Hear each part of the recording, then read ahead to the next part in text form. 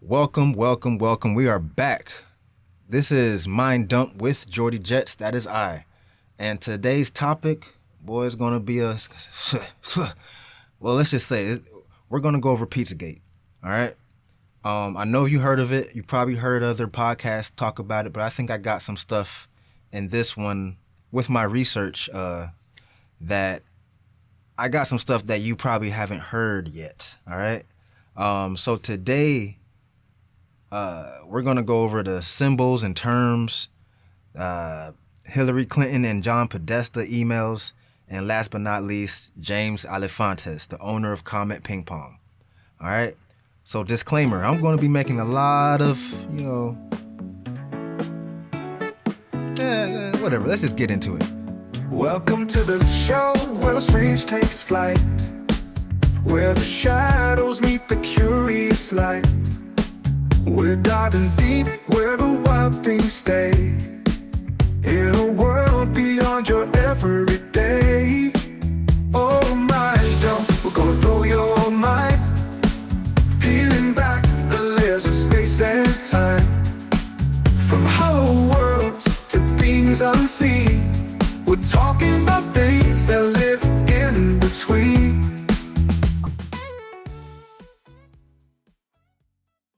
Megan, as many controversies do these days, it began with a tweet. On October 30th, days after the FBI announced they'd be reopening an investigation into Hillary Clinton's emails, someone on Twitter, whose name remains unverified but has several thousand followers, posted that new emails found on Anthony Weiner's computer confirmed that Hillary Clinton was involved in a pedophilia ring. The Twitter post included information from a Facebook user who stated, quote, "My NYPD source said it's much more vile and serious than classified material on Weiner's device. We're talking an international child enslavement and sex ring." The next day, the bogus claim was picked up by a website called yournewswire.com, message boards like 4chan and Reddit, right-wing blogs, and several pro-Trump websites.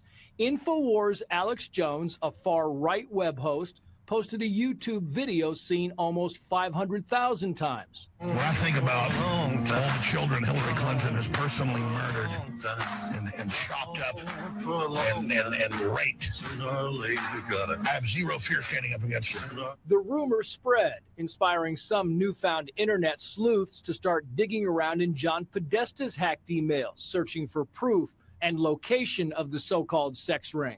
What they found were numerous references to pizza, a term Urban Dictionary says is slang for child pornography. So somehow they concluded that Podesta and company were speaking in code. Pizzas. They also pounced on an email from D.C. pizzeria owner and prominent Democratic supporter James Alefantis, inviting Podesta to a pizza party fundraiser at his restaurant. Users then started combing through Alefantis' Instagram posts, including a photo of a young girl with her hands taped to the ping pong table. Alefantis says the child is his goddaughter and the picture was very innocent. And this picture, that conspiracy theorists decided must be the secret basement where children are locked up.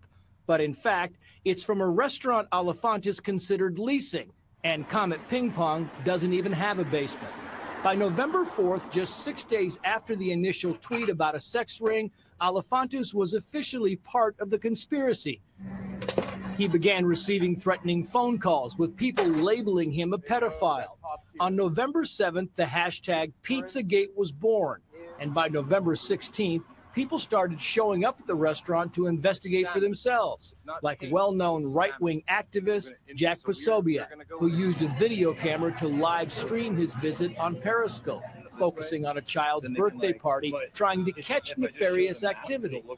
On December 4th, Edgar Welch showed up at Comet Ping Pong armed with an AR-15, a revolver, and a knife, determined to find underground rooms and vaults, firing his gun at a door, behind which Alefantis says he wouldn't have found anything exciting. And here is our bags and coat closet. The bullet went into our computer system. After police arrived, Welch surrendered peacefully, saying that he was trying to rescue the children he was sure were hidden inside. Okay, guys. So that was just a news clip from 2016 about the dude, what's his name? Edgar Madison Welch. You know, I'm not even sure if he was like a real, was he one of us? You know what I'm saying? Was he part of the truther community? You know what I'm saying? Because we get a lot of misdirection, we get a lot of propaganda thrown at this community to make us look stupid. All right. And that in the news clip, James Alefantis, the owner, he did say he does not have a basement, which most of this stuff stems from. This is where everything's supposed to go down. They tape kids in the basement, have parties and all that stuff, right? So he's right. There is no basement in Comet Ping Pong, but we're going to get back to that because is there a basement? Yes, there is a basement, but not in Comet Ping Pong. What's crazy is that on my birthday, January 9th, 2025 of this year, as recording, the gunman at the pizza parlor was gunned down by police and killed during a traffic stop. I'm going to share the screen and show you the article from NBC News. I'll read some of it. All right, so here we go. Pizzagate gunman killed by police during traffic stop in North Carolina. The Pizzagate gunman who fired his rifle in a Washington, D.C. pizza restaurant in 2016, acting on a debunked, there goes that word, right? Debunked conspiracy theory, has died after police shot him in a traffic stop. Edgar Madison Welch was shot by police over the weekend and died from his injuries Monday. Authorities in North Carolina said, well, that's what they said that's what the authorities said. Let's see. Almost 10 years ago, Welch made national headlines when he traveled to the nation's capital from North Carolina and fired shots in the Comet Ping Pong restaurant, spurred by a conspiracy theory that had spread online. Now, like I said, this might also be, propaganda and misdirection. The way that this all went down was kind of iffy. You know what I'm saying? It smelled funky. You know what I'm saying? So this is what happened during the traffic stop. All right. So Welch had an outstanding arrest warrant for violating probation, according to the police department. When an officer opened the passenger door to arrest Welch, Spry said, Welch pulled a handgun from his jacket and pointed it in the direction of the officer and did not put the gun down when officers ordered him to.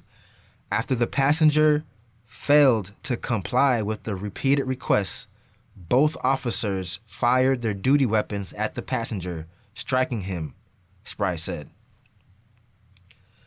And Spry is Terry L. Spry. He's the police chief of North Carolina, wherever this went down. So, like I said, man, does that sound, cut and dry? He was just driving.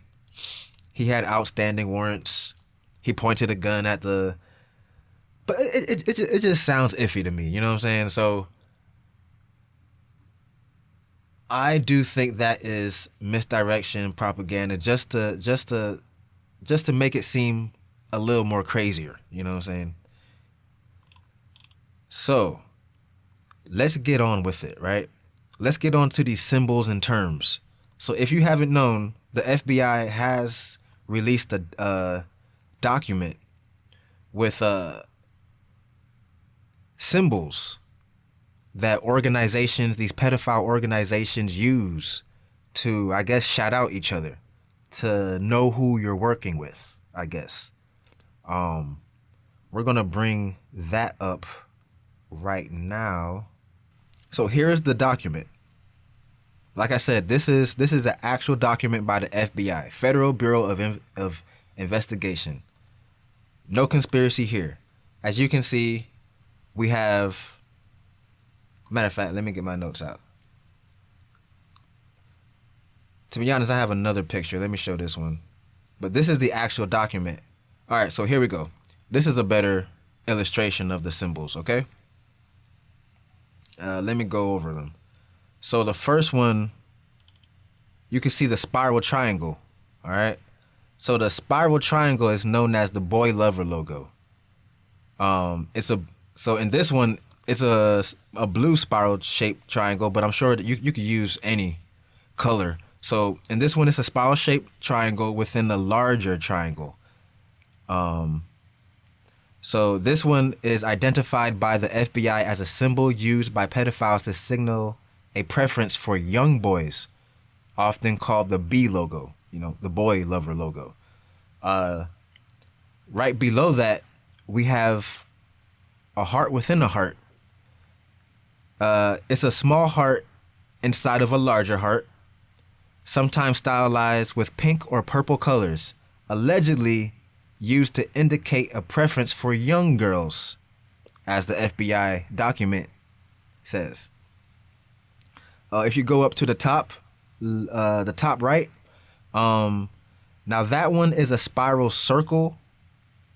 See, this one is a very common symbol that we see in like toys, in the media,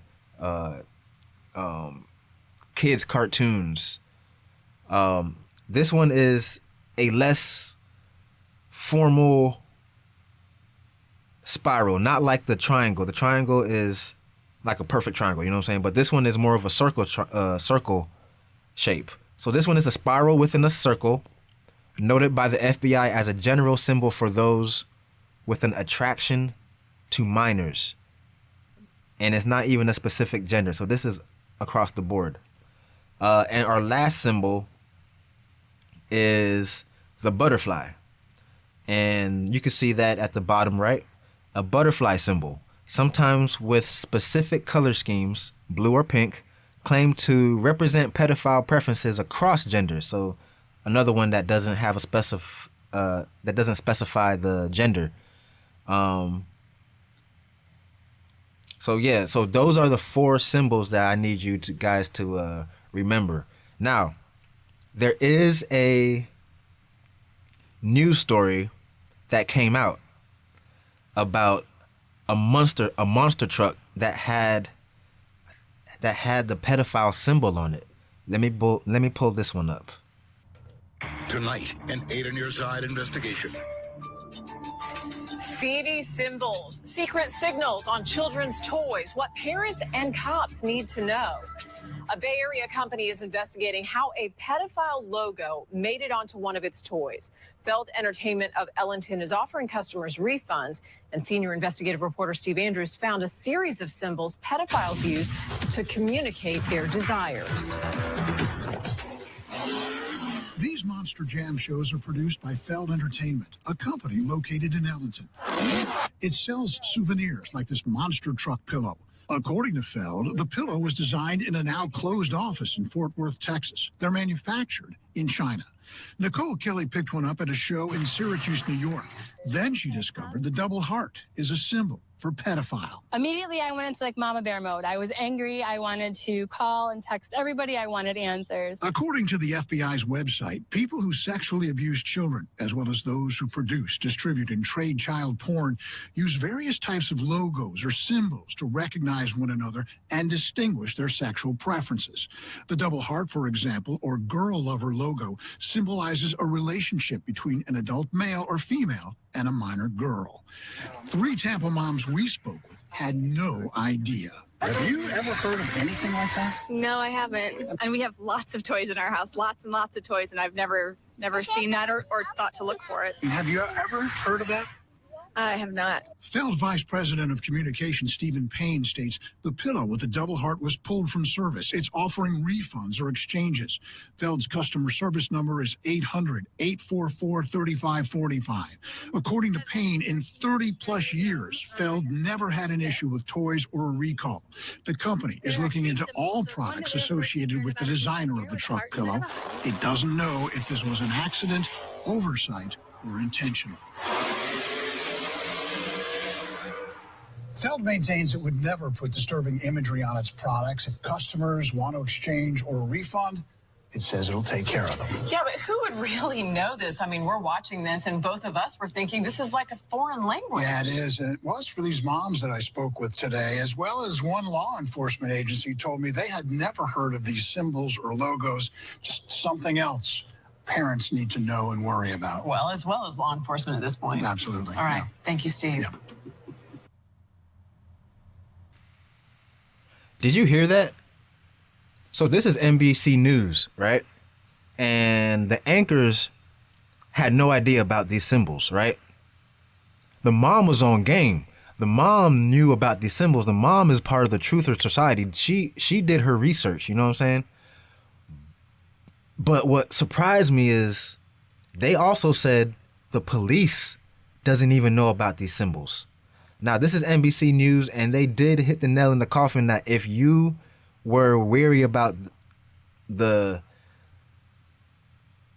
credibility of this FBI document that I showed you with the symbols on it, they acknowledged it. Okay? So it is an actual real thing. But yeah, that's kind of crazy that like a lot of people are not aware. That's why I'm doing this. That's why I'm trying to get this out there. This is information for parents and for everybody. So other places that I've seen this symbol, you've probably seen it. Let's see. So here we see the boy love symbol in Flight of the Navigator, bro. Like, what? This is one of my favorite kids movies when I was growing up. And of course it was made by Disney. You know, Disney got a whole bunch of symbols in their repertoire, you know, in their movies and their shows, on their toys. We're not going to get through all of them, but here goes another Disney shout out. They have the good old boy lover symbol again in black, right next to Simba. I think that's Simba. And here we go again. Now this one is crazy too, because there's a double meaning in this one. So I'm showing Mowgli. I forgot what the bear's name was, but this is a Jungle Book. This is the CD on the Jungle Book, and here we go again. The boy lover symbol. Okay? And here's the double meaning that I have here. So we're looking at a boy hugging on a bear. All right? Now, before I say this, I don't have anything against the LGBT plus blah, blah, blah, blah, blah community.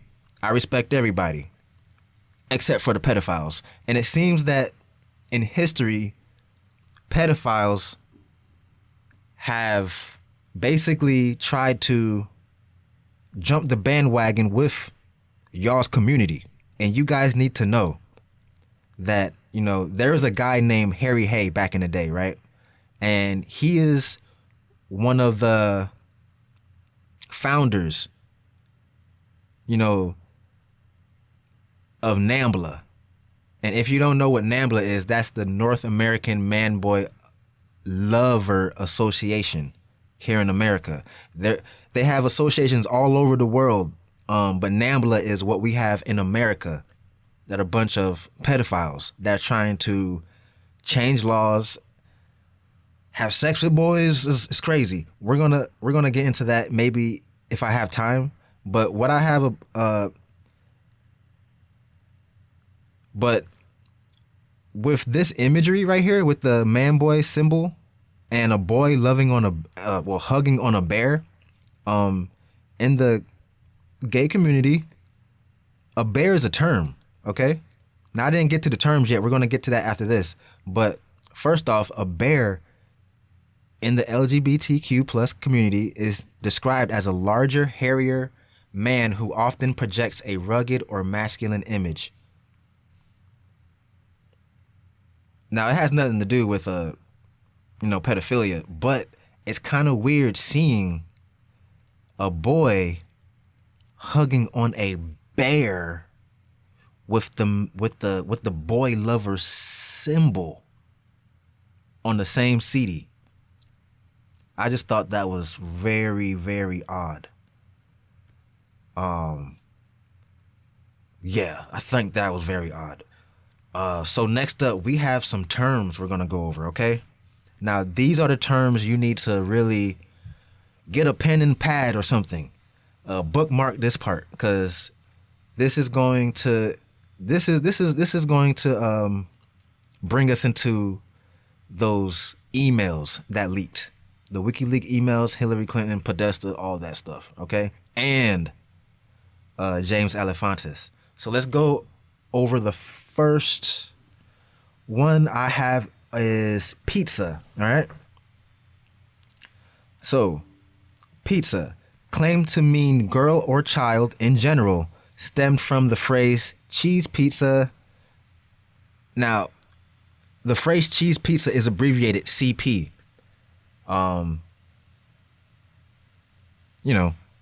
It's a euphemism for child pornography, CP. And that is seen on platforms like 4chan, and that was predating Pizzagate. So pizza basically just means child, you know what I'm saying? We have cheese, allegedly refers to little girl, tied to the cheese pizza connection. We have hot dog. We're going to be talking about hot dog too. That means boy, based on a Podesta email mentioning hot dogs. We also have pasta. We don't get into any emails talking about pasta. I didn't include that, but this one I'm gonna include. It's claimed to signify little boy. This is linked to an email about walnut sauce pasta in those emails. The next one is sauce. This is alleged to mean orgy or sexual activity. Again, from the pasta email. But the one this is the last one I got, right? Chicken. All right. So I'm going to bring up Wikipedia. All right, guys. So here we have Wikipedia, chicken, gay slang. All right. So I'm going to read it out. Chicken can be used usually by gay men referring to other gay men to mean a young gay man or a young appearing gay man. Author Bruce Rogers defines the term as 1. Any boy under the age of consent, heterosexual, fair of face, and unfamiliar with homosexuality. 2. Juvenile, youthful, young-looking. Others have defined it as a young man who engages in sex for money or favors. All right. And the crazy thing is that there's this term, right? Chicken hawk. Chicken hawk is, let me stop sharing that. All right. So chicken hawk can also be used as a chicken lover.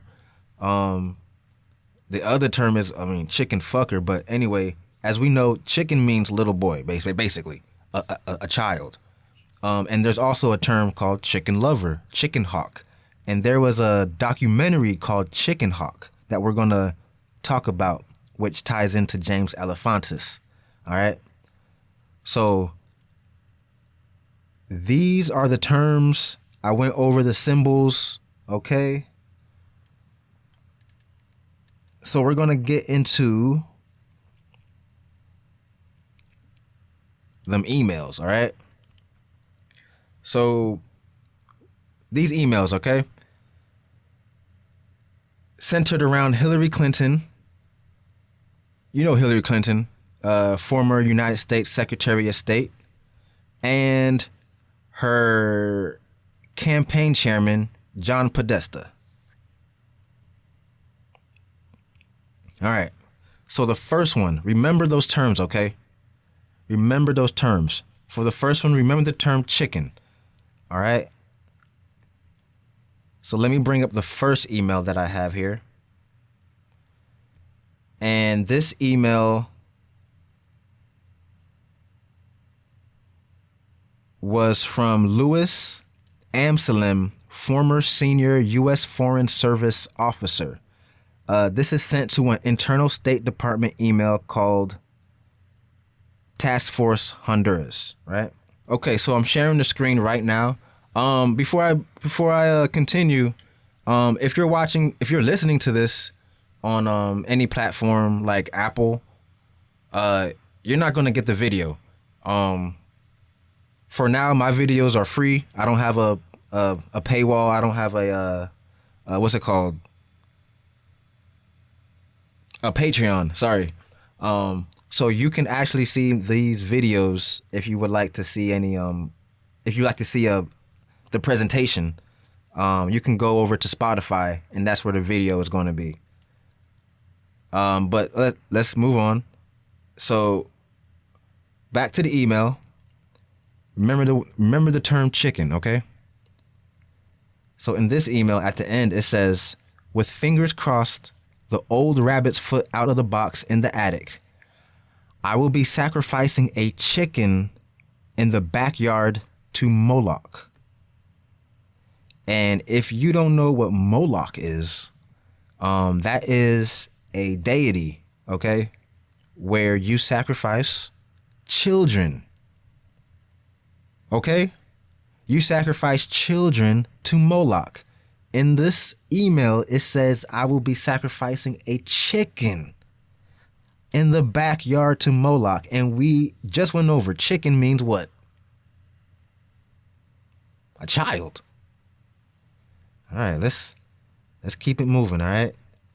So in this email, we have Marina Abramovic sending a message to Podesta, right?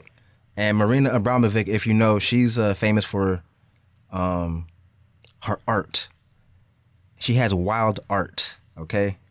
And she's also famous for spirit cooking. Does anybody know what a spirit cooking is? So if you ever seen like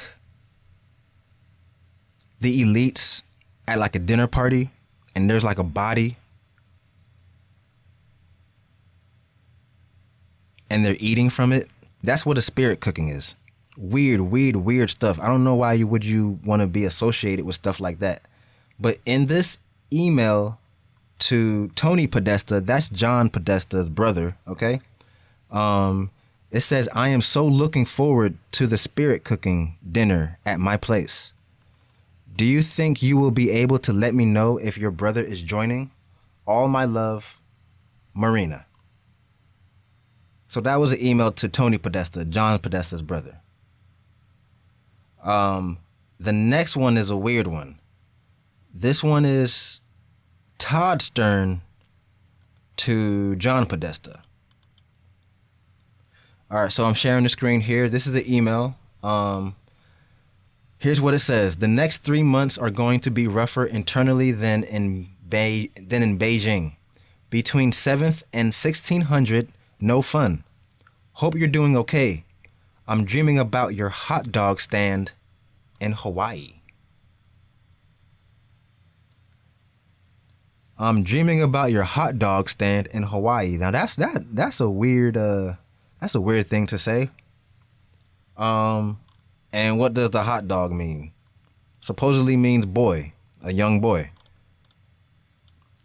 We have another email where it talks about having children for entertainment. Let me share the screen real quick.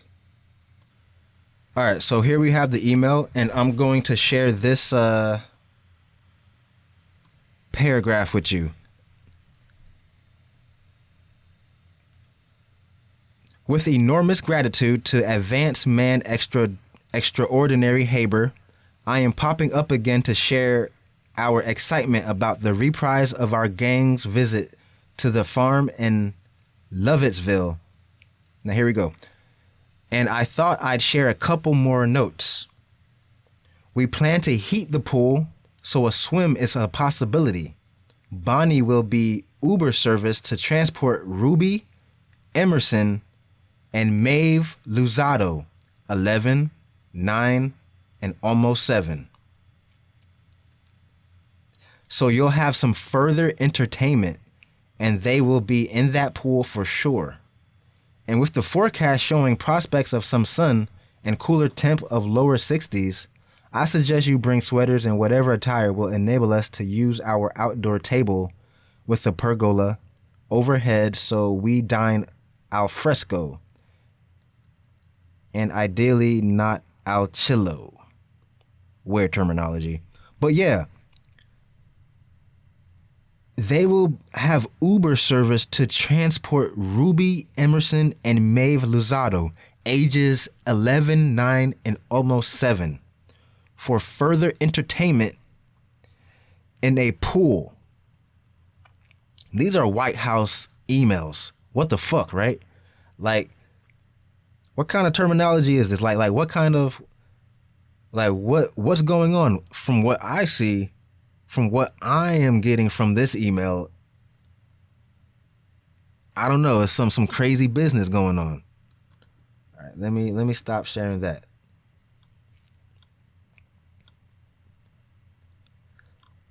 We're not going to get too much into the emails.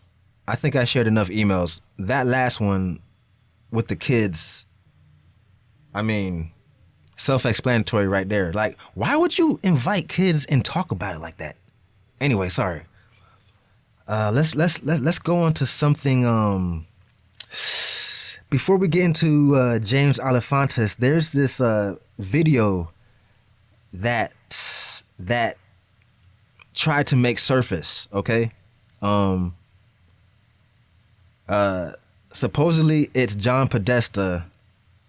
Look, before I play this, disclaimer: this is alleged, and if you don't want to listen or hear this, you might want to skip forward, okay? Because this video is allegedly John Podesta.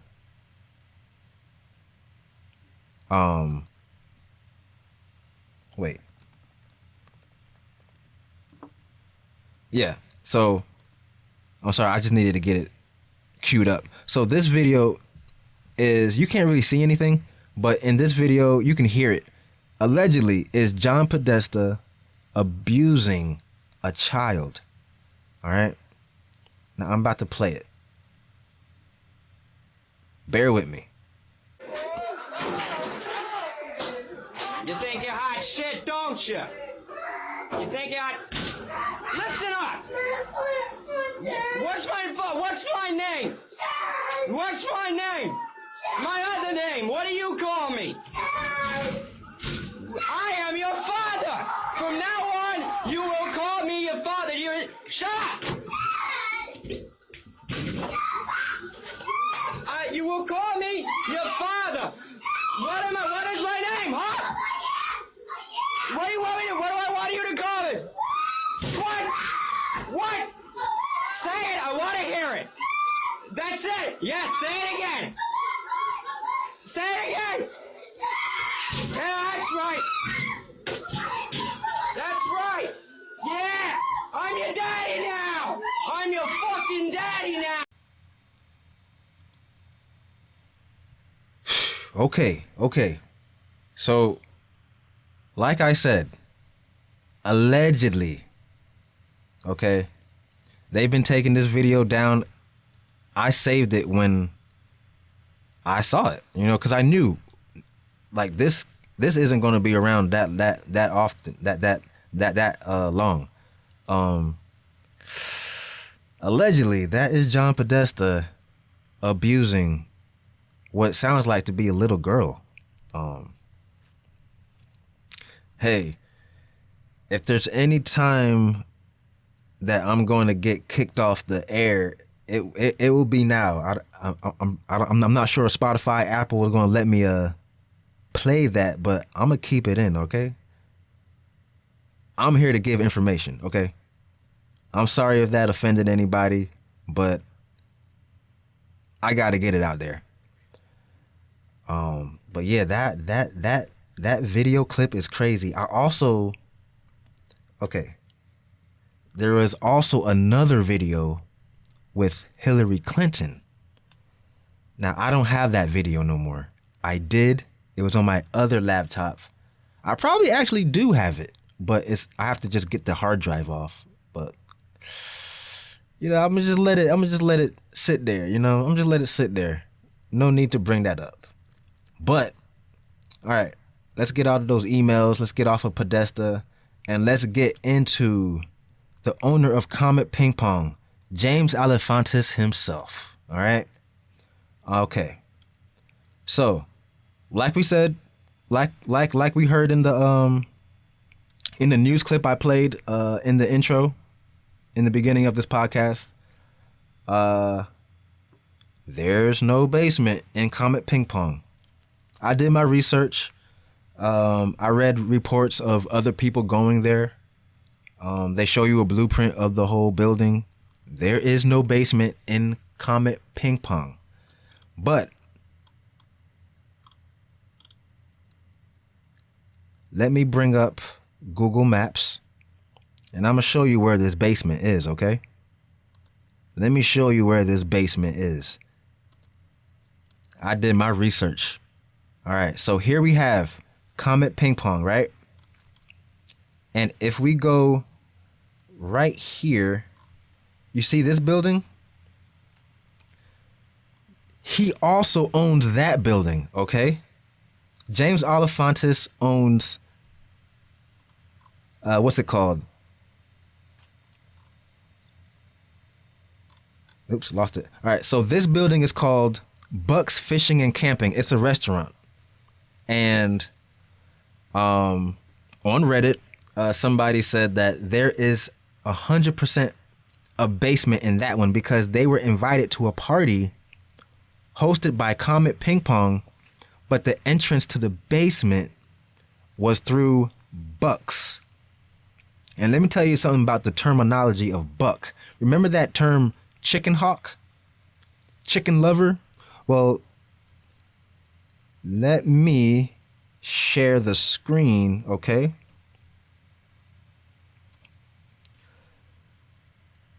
So in this documentary that I reluctantly watched, the documentary is called Chicken Hawk. It was in 1994, okay? And this is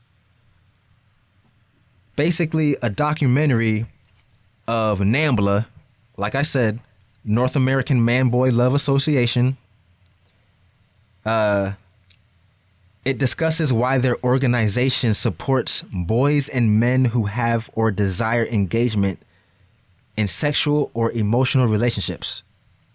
So basically, they're just pleading their case. It's like, hey, pedophilia ain't so bad. I watched it. No point in this documentary where I felt sympathetic for any of these fuckers, okay? But the thing is, in this documentary, I learned something. The term buck means a man who fucks children. And they were using it all through this documentary. Buck. That's what it means. The buck fucks the chicken. And what is this guy's... I mean, maybe it's a coincidence, but... And he is a gay man. Like I said, no offense to the community, but James Alefantis is a gay man. And his store is called Buck's Fishing and Camping. And he is also tied into this whole Pizzagate with the pedophilia. All right. Too many coincidences, all right?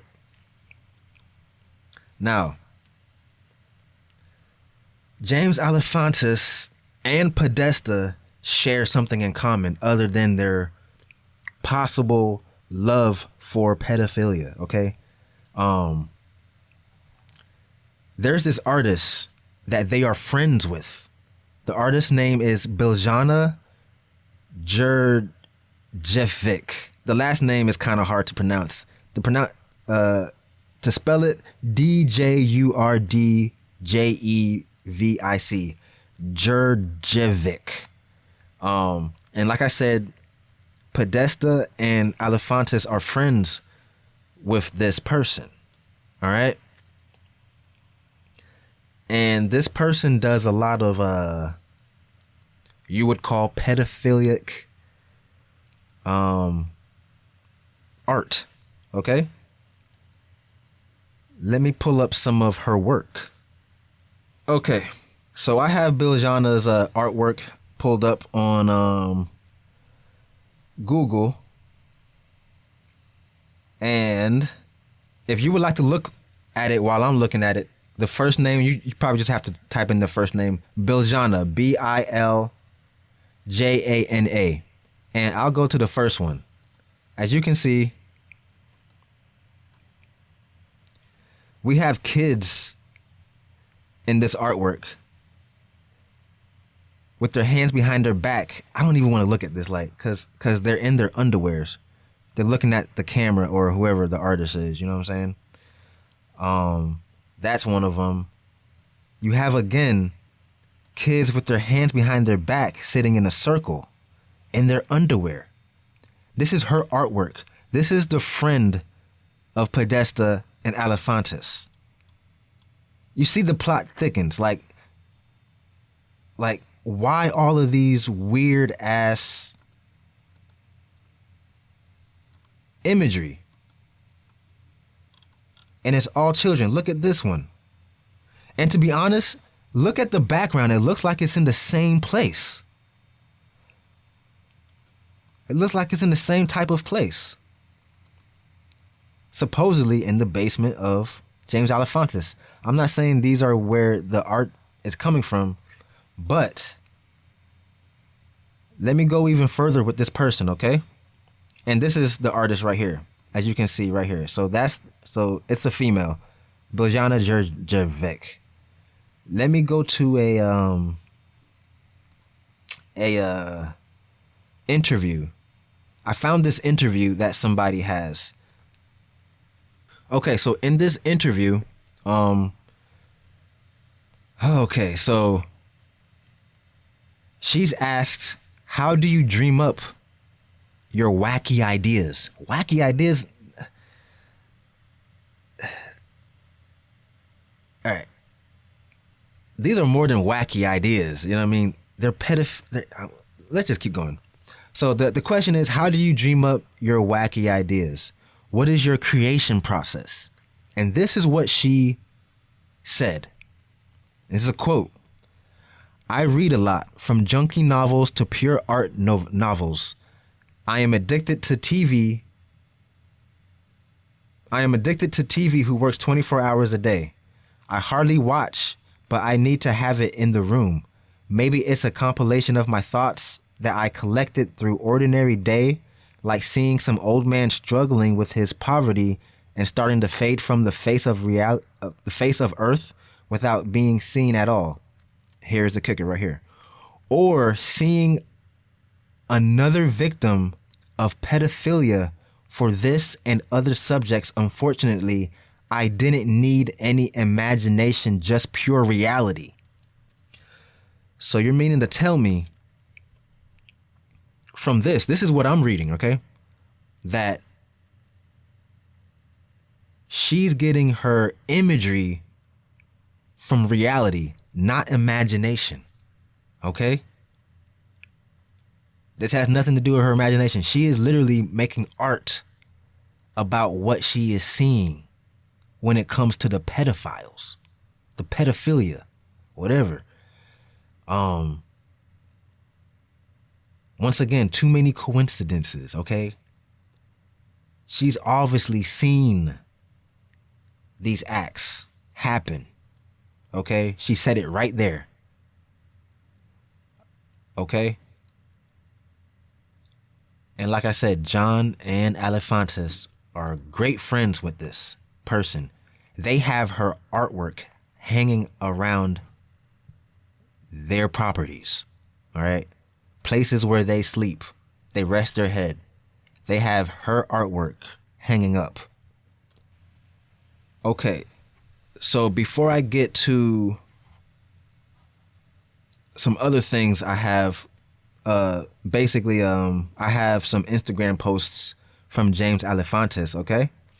But before that, let's stay on the artistic side of these people. Have you ever seen John Podesta's sculpture that he has hanging up in his, or I think it's hanging up. I'm going to pull it up. Hold on. All right, so here we see, so this sculpture is hanging up in John Podesta's house, okay? It's a body arched backwards with no head on it, okay? Let me tell you the fucked up part about this. And I'm going to show it to you after I say it, all right? This is the exact pose that Jeffrey Dahmer put one of his victims in, okay? This is the exact pose. Let me bring up the pose. Okay, maybe I should have put a disclaimer. Yeah, I'm literally showing a dead body right now. But as you can see, in comparison, it's the same exact fucking thing, bro. And this was done by an artist. Podesta bought it and decided to hang it in his house. What kind of sick fuck is this guy? Okay? This is who we had in office. These are our officials, okay? This is the type of people that get elected. These are the type of people that runs the country. People who are into this type of artwork. They're fans of this type of shit, man. All right, let me stop sharing that. My bad for not giving a disclaimer. All right, so let's get into those Instagram posts by your boy James Alefantis, okay? So when this all went down, well, before this all went down, before all the allegations, I guess during the time that was going on, I actually went to his profile and I was able to look at the pictures that everybody was talking about before he put his profile to private. Right now, he still has a profile on Instagram. He's probably still doing the same shit. You can find his profile. Just if you want to see it, you can try to follow him. He does accept people. All right. I did get accepted. I saw the pictures and then I just left. You know what I'm saying? I unfollowed. I didn't want any of that in my algorithm. But in his on Instagram, his name is Jimmy Comet. All right. So I'm gonna share the screen and show you. I'm gonna show you some of these images that he was posting online. Okay.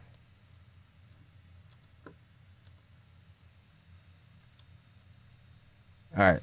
So the first one, supposedly this is his niece, and she's, I mean, you can look at it. She's well, I guess for anybody who is not watching, the first picture we have on his Instagram is James Alefantis's niece taped to a table. Okay, let's go to the next one.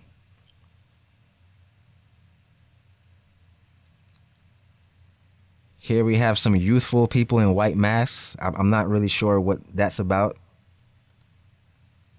All right, so here we go. Here's his niece again, okay? It's a baby with a price tag on it. It says German baby, $1,200. Please do not touch. All right. And what's crazy is in the comments, somebody says creepy, somebody says so weird, but they just like overlook that. Jimmy Comet says way overpriced.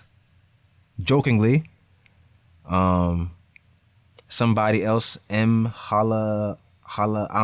don't know that screen name. I can't really pronounce it. Spotted at Linda Tripp's Christmas shop. Yeah, well, let's move on to a next one. Like I said, if you wanna see these images, just come to the Spotify. All right, so here's the crazy part, right? James Alefantis in French means I like kids. As you can see right here, I can't pronounce it, but if you can see on the video,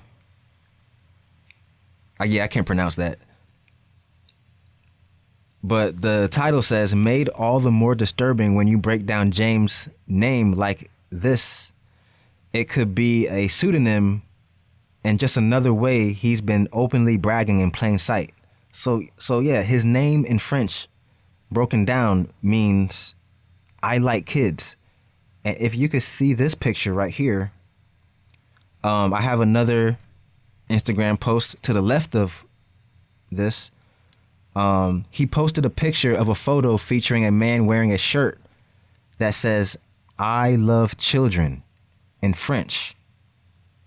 And you can see it on his shirt.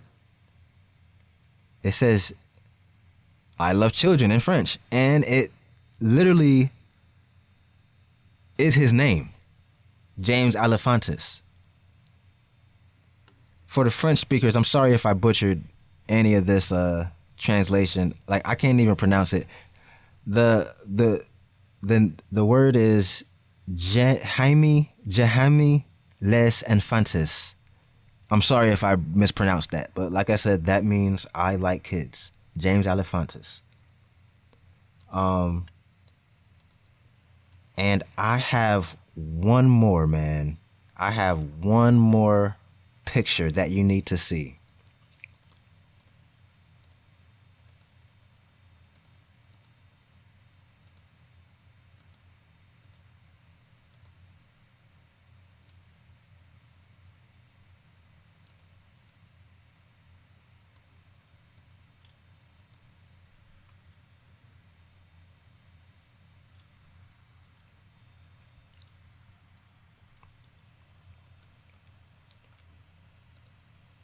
All right.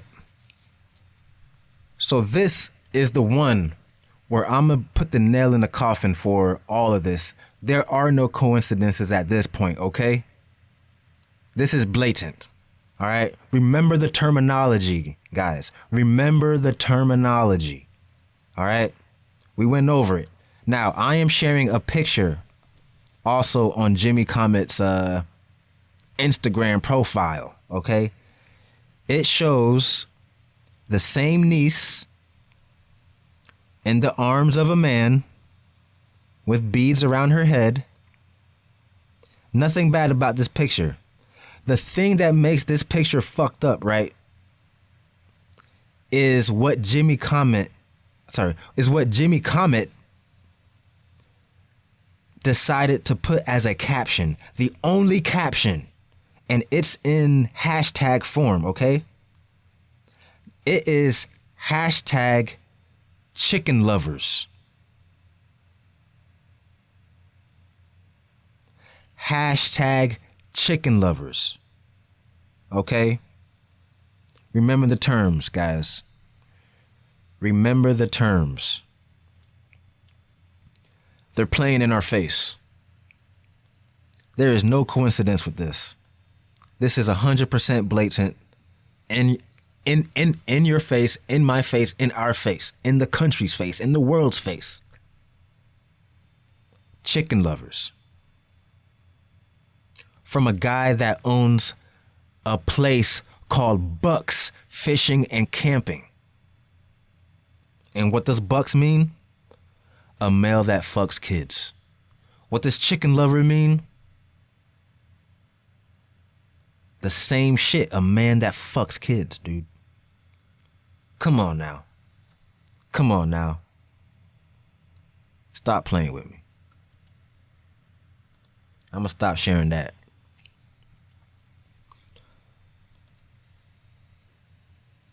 So where do we go from here, yo? I say share this, okay? I say share this podcast, especially this episode. We might circle back around to Pizzagate. I mean, will it ever get out? We have the Jeffrey Epstein shit still going on. However it's going on. I'm not even sure what's going on with that. Our girl Ghislaine Maxwell, I mean, R.I.P. if you do not know, the main person in that trial has look, she committed suicide. Supposedly. You know how they do. They tell you they commit suicide. And what's crazy is years ago she said that she's not suicidal. She made it clear that if anything were to happen to her, she is not suicidal. The crazy thing that happened before her passing is what I'm going to say. What happened before her passing is she showed a picture of herself all fucked up, bruised up, and bedridden, okay? She claimed that this happened from a bus accident. She was on a city bus and it got in an accident, and that explains her bruising. But the crazy part about that is the report on that bus, the people who were on that bus, they said that it was a minor accident. It wasn't even report worthy. The accident, there was no life-threatening injuries. There were no broken bones. There was nothing. It was not a bad accident. So how did she get all of those bruisings on her? And why did she say she got it from the accident? Obviously somebody got to her. And then the following week she commits suicide? Come on now. Come on. Our eyes are too open. If you found this podcast, man, I already know your eyes are open. There's no way that lady committed suicide. And what's crazy is and the thing that I think about is why did they wait so long to whack her? You know what I'm saying? She is the main whistleblower in this whole thing. She pleaded her case. She outed everybody. Why wait now to get her out of the public eye? Why wait now to whack her? You know what I'm saying? I have a theory. You know, like a decade ago, these whistleblowers, you know, you would call them crazy. You know what I'm saying? A lot of people would just call them crazy. And the fucked up thing is, a lot of people would say, you know, this like when something fucked up is going on in a conspiratorial sense in a company or in an organization, let's say NASA, you know, how can they fake the moon landing? There's all these people, you know what I'm saying? Somebody within all these people working on it has to snitch. You know what I'm saying? Somebody has to, you know, come out. You can't keep, with all those people, you can't keep a secret. And then they get what they ask for. They get a whistleblower. And then when the whistleblower comes out and tell you everything, you call them crazy. Now, lately, a lot of whistleblowers have been getting offed. They've been dying, and it's been waking up a lot of people, you know? So I'm thinking they didn't want to kill her because it would probably make the situation even worse. It will make people look more into what she's talking about, because we are now only basically looking at whistleblowers who die. Those are who we basically trust. We trust them after they die, which is a sad thing. You know what I'm saying? You can't trust somebody's words as they're alive. You have to wait for something to happen to them. Like, whoa, he must really know something if he lost his life. But what happened when he was alive? He was saying all this shit when he was alive. Same thing with Virginia Jeffrey, man. She was saying all this stuff, and I feel that they didn't want to kill her because it would bring too much attention. Man, you have to understand, a lot of people don't know about this stuff. This stuff is fringe. This stuff is esoteric. Only a few people in the population really are awake to this type of stuff, okay?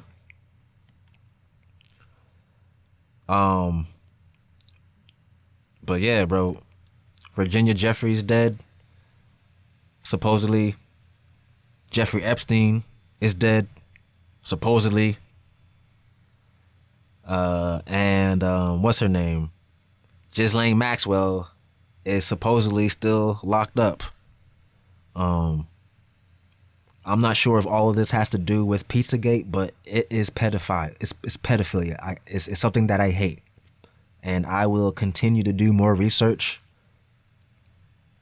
on the topic of pedophilia, especially when it has to do with our government. You know what I'm saying? Like, there is this one part of the case. I'm not going to bring it up now. I want to actually wrap this up. But in closing thoughts, you know, there is a part of the case where they were asking Ghislaine Maxwell. There was a prosecutor. These aren't quotes. I'm just summarizing it.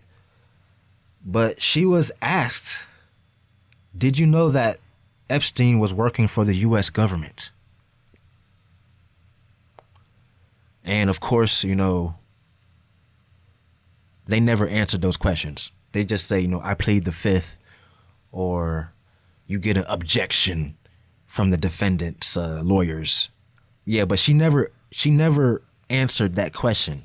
The question being, did you know that Jeffrey Epstein was working for the U.S. government? We never got an answer for that. And what's crazy is, like, it was something that you call a honeypot.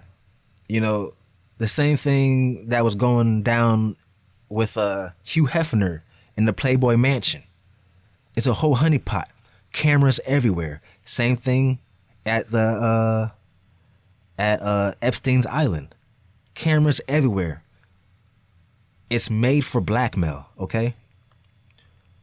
I 100% believe that we use these people, whether it be P. Diddy, Ghislaine and Epstein, Hugh Hefner, we use those people to blackmail other people, whether it be from foreign assets, you know.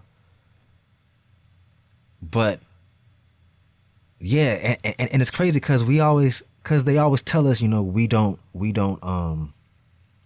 negotiate with terrorists.